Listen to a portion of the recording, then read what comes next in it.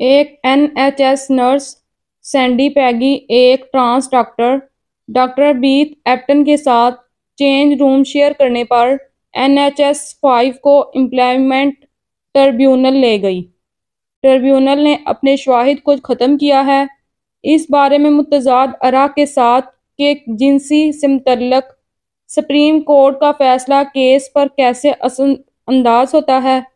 جنسی معاملات کی CIO مایا فورسٹر نے اس مقدمے میں گواہی دی، صنفی شناخت اور کام کی جگہ پر رہائش کے بارے میں مختلف نقطۂ نظر کو اجاگر کیا۔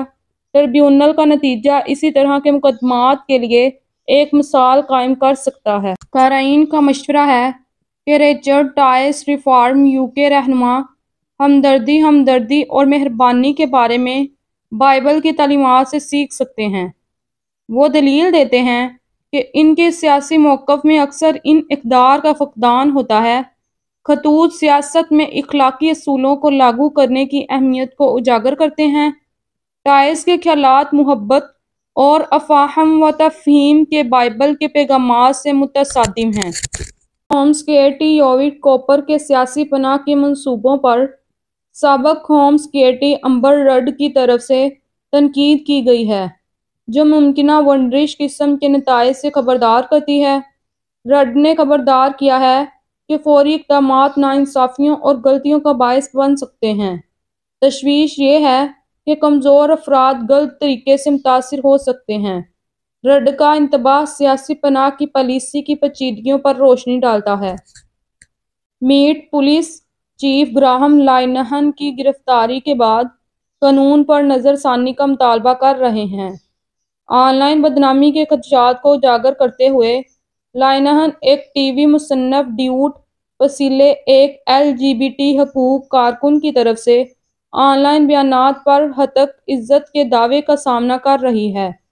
عدالت نے فیصلہ دیا کہ لائنہن کے بیانات ہتک آمیز ہو سکتے ہیں اور فیصلے کا دعویٰ کی پیروی کرنے کی اجازت دی۔ کیس ہتک آمیز مواد کا انتظام کرنے کے لیے آن لائن پلیٹ فارم کے مالکان کی ذمہ داری پر زور دیتا ہے۔ ہیلتھ سیکریٹری ویس اسٹریٹنگ نے کہا کہ آن لائن تبصروں پر گراہم لائنہن کی گرفتاری کے بعد پولیس کو گولیوں کو نہیں، ٹویٹس کو ترجیح دینی چاہیے۔ اسٹریٹنگ قانون نافذ کرنے والے اداروں کی حقیقی دنیا کے جرائم پر توجہ مرکوز کرنے کی ضرورت پر زور دیتی ہے۔ یہ تبصرے آن لائن سرگرمیوں کی تفتیش کے لیے پولیس کے وسائل کو موڑنے کے خدشات کے درمیان سامنے آئے ہیں۔ بحث آن لائن تقریر اور قانون نافذ کرنے والی ترجیحات کے درمیان توازن کو اجاگر کرتی ہے۔